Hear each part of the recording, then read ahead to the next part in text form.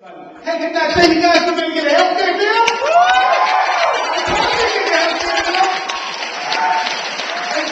I was saying, I come into the TV convention, I say, we're going to get a health care bill. Everybody would applaud, and then when I go down, they say, are we really going to get a health care bill?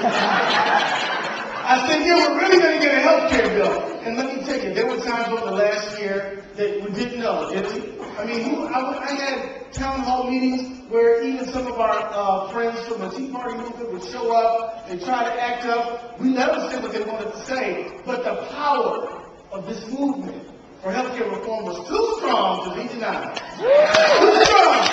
It was too strong to be denied. And you know what? People would come in, and I want to just remember a friend of mine who would work so hard and do so much. And one day after one of our town halls on healthcare out at the UCare building, who was there? Anybody? There you go. She grabbed me, Mary Ann. This young sister grabbed me and she said to me, I gotta talk to her. And she gave me one of those looks where I knew I better come talk to her. Right then, right? So we walked over to the corner and she said, my mother died from breast cancer. My sister has it. I'm only 37 years old. I'm too young to die from breast cancer because I got kids to raise. If I tell them that I have breast cancer and want to test, they'll say it's a pre-existing condition, and I think it's right. And if I don't tell them, this illness is growing inside of me. Keith, what am I supposed to do? You have to promise that you will get health care. And I told her I would do it. And I didn't do it by myself.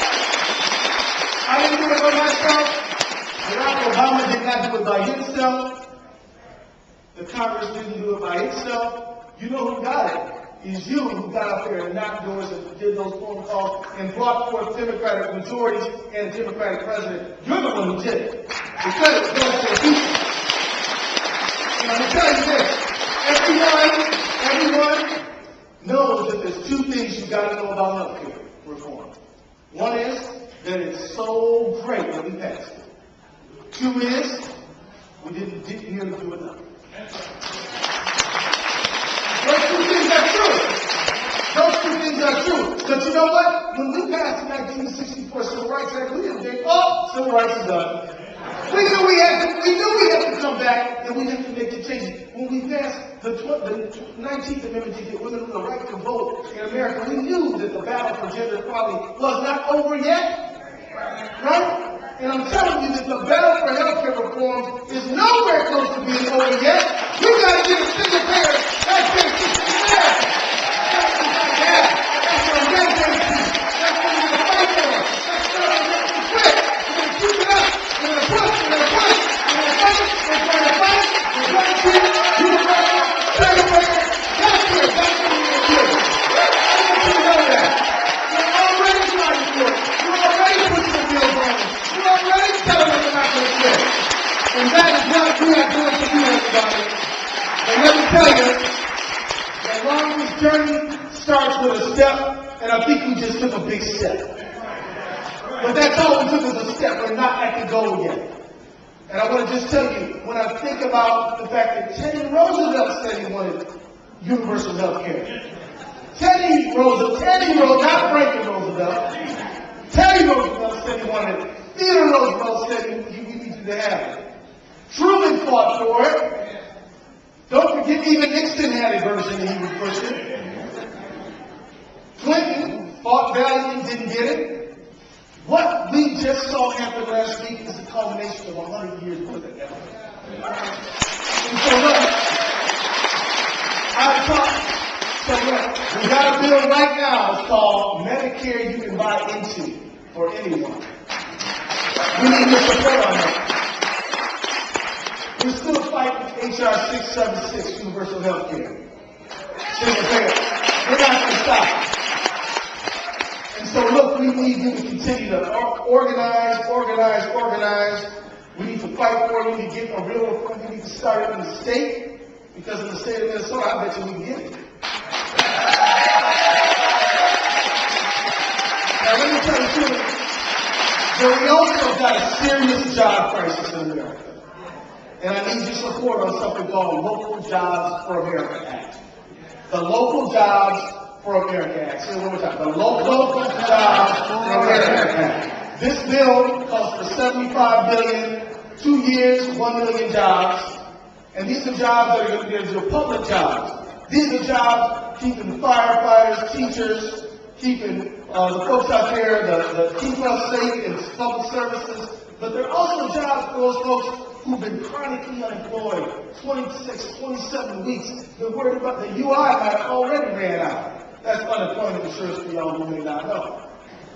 These are the folks who really, work is good for the soul. Let me tell you. It earns their life. It gives you something to get up for. It lets you look their kids in the eye and say, I put you in nations of better society. We can make sure that every American who wants a job has one, but we've got to fight for this. This is something we deserve as a country. These people telling me we got to worry about deficits. They're right, we got to worry about deficits, but you can't get rid of a deficit unless people are paying taxes. We got to get people some jobs out here. We need to help on that. Finally, let me just tell you this. This campaign, I am absolutely dedicated to seeing a Democratic country. And I'm telling you, that I'm prepared to make this even worse. I'm telling you also that you ought to do the same thing. And I'm telling you also that any governor who would tell people on General Assistance Medicare that they can go hit the bricks and do the best they can with what they got is a heartless individual, and you and I should never tolerate anyone who would carry on that tradition in the government.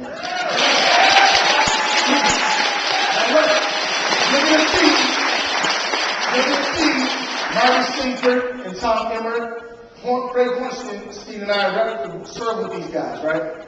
Now, they may say funny things that you're going to laugh at when you hear them quoted. They may even do some things that cause comical moments because they'll be kind of silly. But don't you think for even a half a second that these guys cannot put on a formidable fear campaign to try to rally themselves? That means that you have got to make it your personal, single individual responsibility to get out every single vote we can. You Americans, people who live in apartment buildings, people who are shut-ins, people who are facing disability, we've got to get every single vote. I don't know, can we join together to do that? Yeah.